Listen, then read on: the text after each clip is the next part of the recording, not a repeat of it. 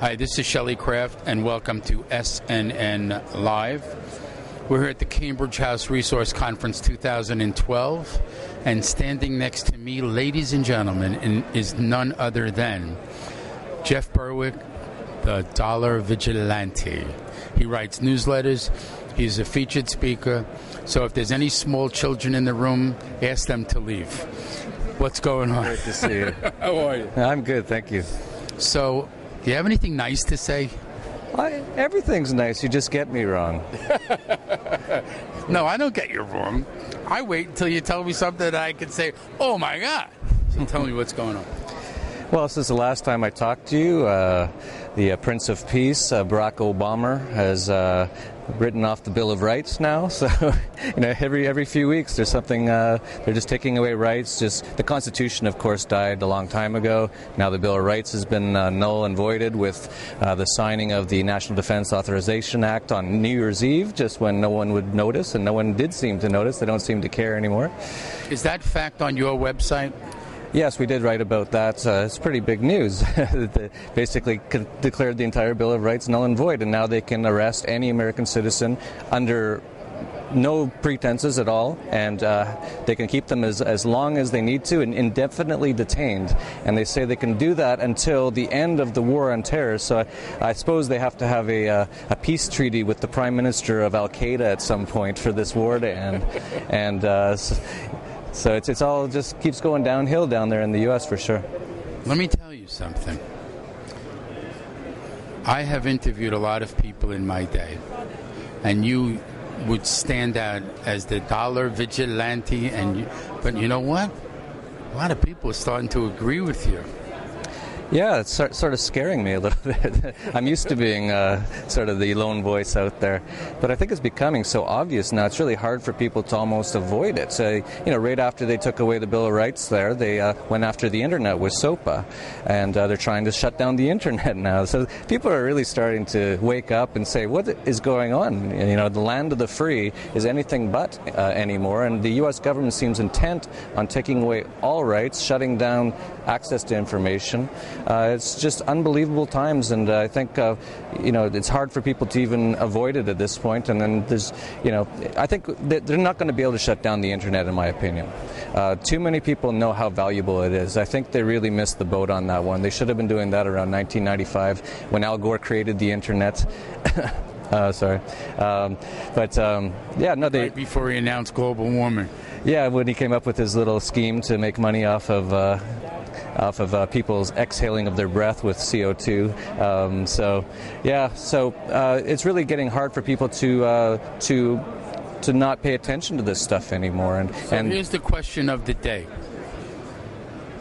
You are not running for President of the United States because you haven't been nominated. I haven't seen you. Who would you vote for this upcoming election in the United States for the President of the United States? Well, I'm an anarchist, so I never vote. I don't believe in the political process. However, there is one person who is not the status quo, and it's not Barack Obama. It's Ron Paul, of course. And if I were going to vote, it would obviously be him. He's the only principled candidate. He's been doing this for decades. He votes on principles, and he just votes based on what's in the U.S. Constitution, a long-lost, forgotten document at this point. But, that should be the one person that everyone looks to. And he's actually growing in tremendous popularity, despite the fact that the media in the U.S. is doing everything they can to make him just disappear as much as they can. So it's very interesting. We'll see what happens. I don't think he'll get in, though. Even if he did, there's so many obstacles and barriers because, first of all, the president doesn't have a lot of power, actually.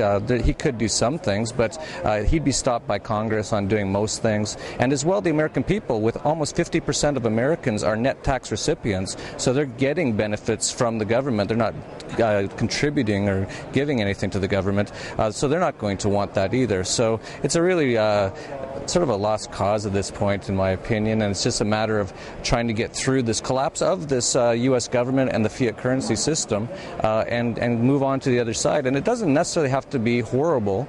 The Soviet Union collapsed in the 1990s, and it wasn't too long afterwards. They took off right again. Now there's Russians going all over the world buying up property, a lot of rich Russians now. So these things can collapse, and it doesn't have to be terrible, but there is going to have to be some sort of collapse. There's no way the system can continue on. It's unsustainable at this point with the amount of government debt and total debt in the system, because the whole money system is a debt-based system, and this is always the end game of these sort of systems.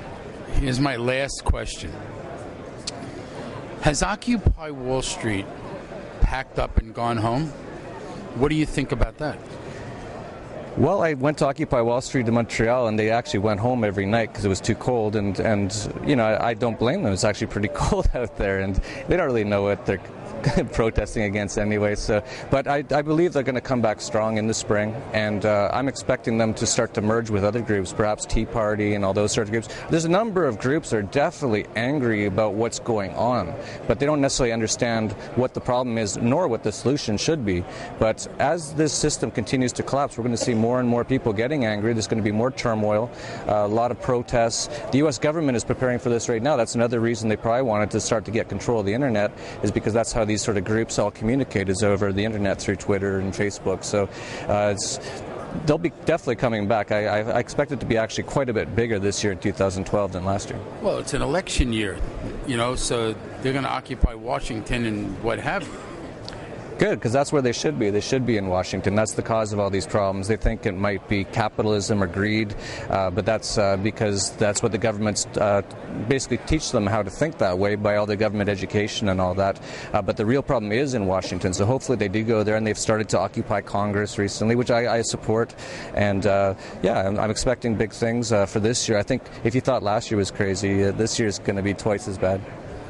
The Vigilante has occupied Cambridge House. What is your website? $vigilante.com. $vigilante.com. Always a pleasure to have you. Mine as well, Shelley. Thank you. Even though I might not agree with you on everything, but it's okay, because that's what America's supposed to be about. It was supposed to be.